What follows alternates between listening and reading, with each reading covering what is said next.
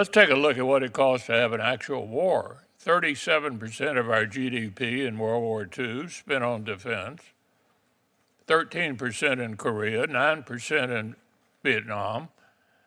The Reagan buildup, about 6% of GDP. It worked. They didn't want to mess with us because they knew how strong we were going to be. The Department of State ultimately is a soft power entity. I mean, it's the Department of Peace. The Department of War is the Department of Defense. Our job is to try to prevent them.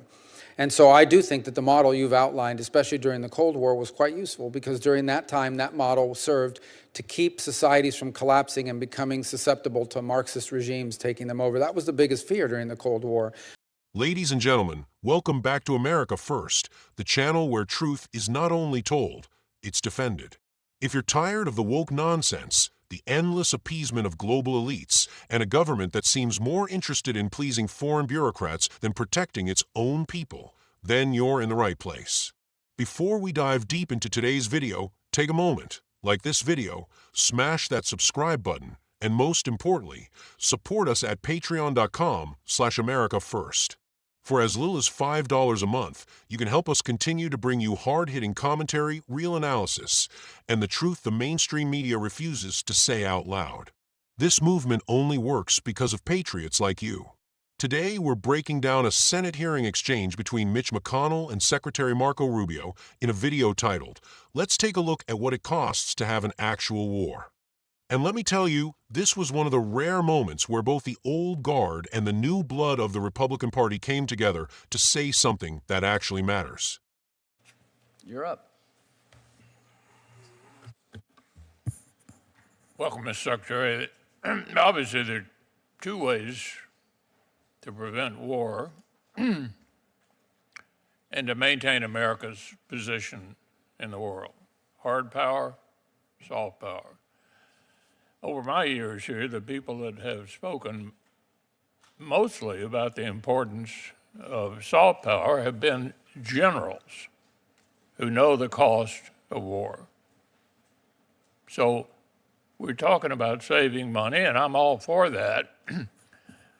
Let's take a look at what it costs to have an actual war. 37% of our GDP in World War II spent on defense, 13% in Korea, 9% in Vietnam.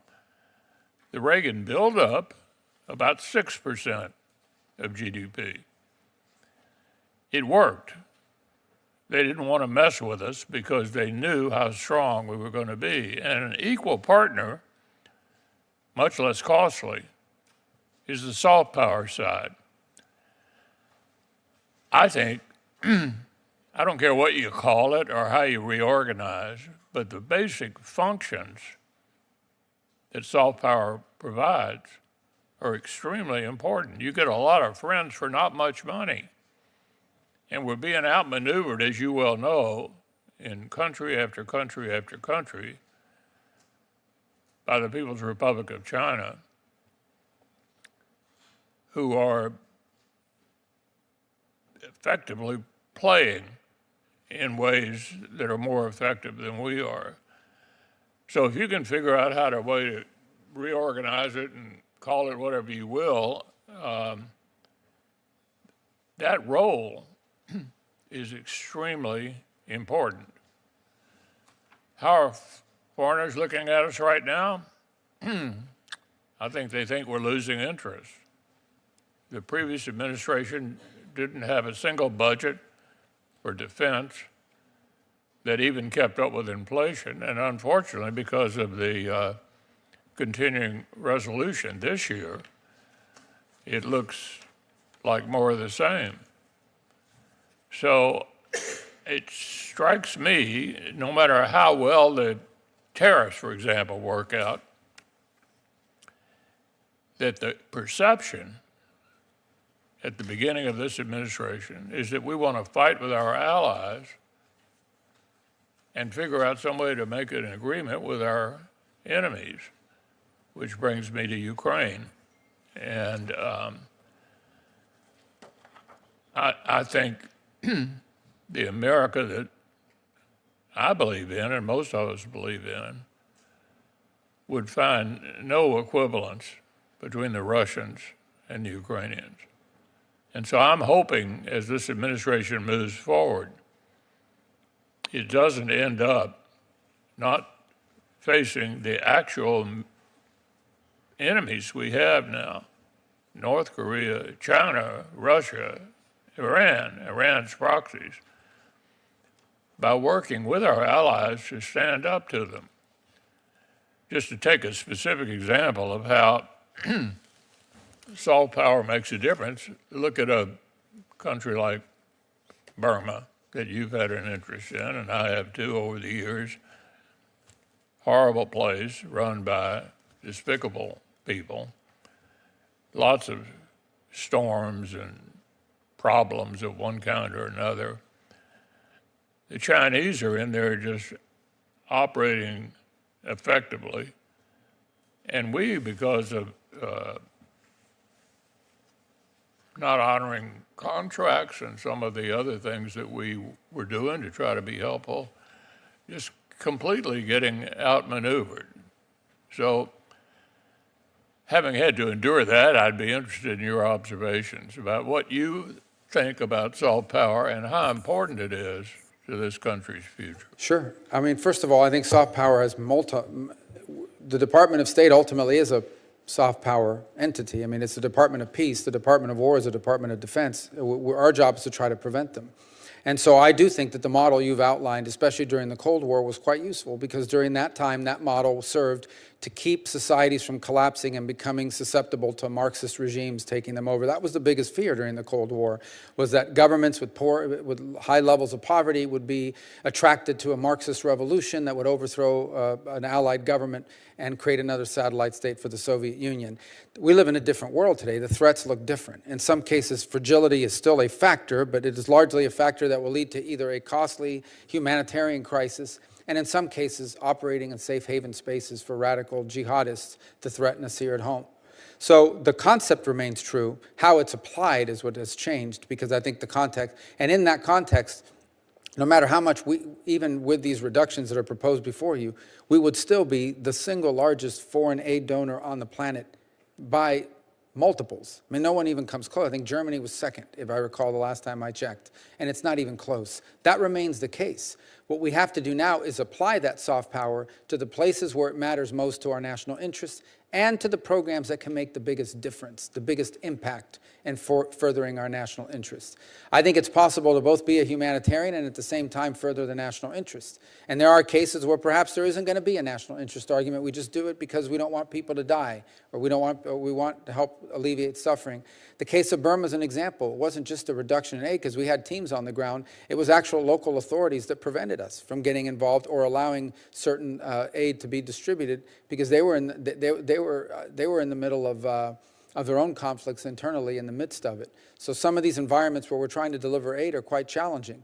Even if we provide the money, we struggle to get it to the recipients because of some local impediment on the ground that could include, for example, in the case of Haiti, armed gangs that will hijack humanitarian shipments and steal them. Just steal them as soon as they come into the country. So it's not that we care less about Haiti, but I certainly don't think foreign aid should be going into the hands of a Haitian gang and being stolen from the people that we're intending to benefit. McConnell, in what I call a moment of clarity, laid out plainly, war is ugly, war is expensive, and if we want to avoid it, we better start getting serious about both hard power and soft power. Now, don't get me wrong, I've got my disagreements with McConnell. He's been in D.C. longer than some of us have been alive, and too often he plays the establishment game. But here, he was absolutely right. He reminded us that back during World War II, we spent a staggering 37% of our GDP on defense. In Korea, 13%. Vietnam, 9%. Reagan's buildup, about 6% of GDP. And what did that do? It made America strong, respected, and feared. And while that military strength was crucial, McConnell also pointed to something many on the right tend to overlook, soft power. He said it himself, you get a lot of friends for not much money. That's not a call to throw money away. That's a reminder that diplomacy, humanitarian efforts, foreign aid, strategic alliances, when done correctly, can prevent the next war before it starts. Then came Rubio. And let me just say, Thank God for voices like Marco Rubio. Rubio didn't parrot empty slogans or play political games. He brought real analysis, real examples, and real patriotism to the table. He clarified that the State Department, the so-called Department of Peace, isn't just a bunch of paper pushers sipping lattes in Geneva. It's the front line of our soft power. It's how we engage with the world without sending in the Marines. But more importantly, Rubio emphasized this. We're not talking about charity here. We're talking about strategy.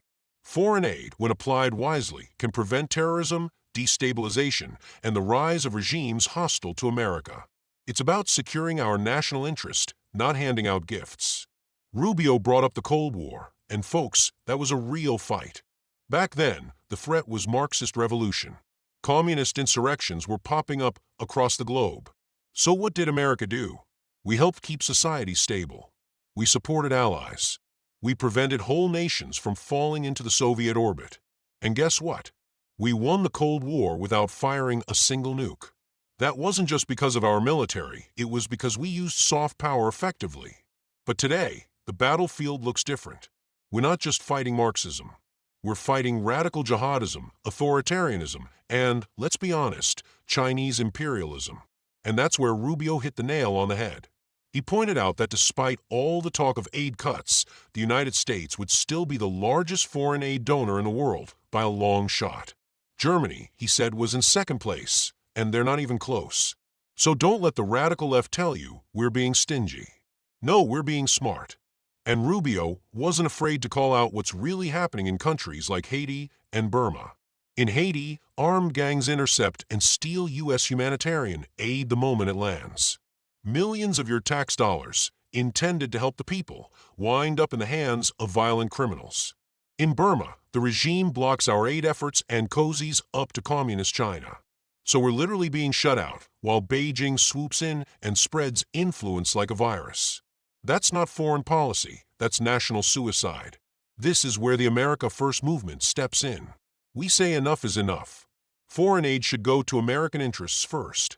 It should support allies, push back against enemies, and help prevent the next war, not fund warlords, corrupt regimes, or failed states that hate us. Rubio understands that. He said it plain and clear, we need to target our aid. Focus it. Direct it where it can do the most good, for them and for us. And let me tell you something else.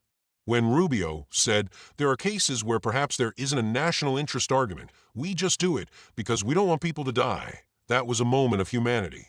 Because guess what? You can still be a patriot, still put America first, and still care about innocent people suffering in disasters or crises. But even then, even in those moments, we've got to be smart. Because if your dollars don't reach the people in need, if they're hijacked by criminals or blocked by authoritarian regimes, then all you've done is fund evil. So what's the takeaway here? Rubio and McConnell aren't debating whether soft power matters. They're debating how to make it work for America again. And that's the debate we should all be having. We need to get our own house in order, secure our borders, rebuild our military, bring manufacturing home. But we also need to stop pretending that we can just shut out the world. Because if we leave the playing field, China steps in. If we walk away from allies, Russia fills the vacuum. And if we refuse to engage, we'll be caught flat-footed the next time terror strikes or a conflict erupts. That's why this hearing mattered. That's why Rubio's words matter. And that's why you matter. Because the America First movement isn't about isolation. It's about smart, strategic engagement that defends our values and protects our people. So if you believe in this mission, if you believe that America is worth defending both at home and abroad, then help us grow. Subscribe to this channel. Like this video. Share it with fellow patriots. And support us over at patreon.com/AmericaFirst for as little as $5 a month.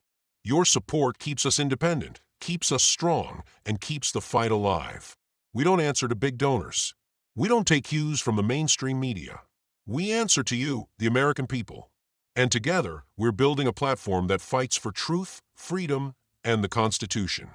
Until next time, stay vigilant, stay proud, and never stop putting America first.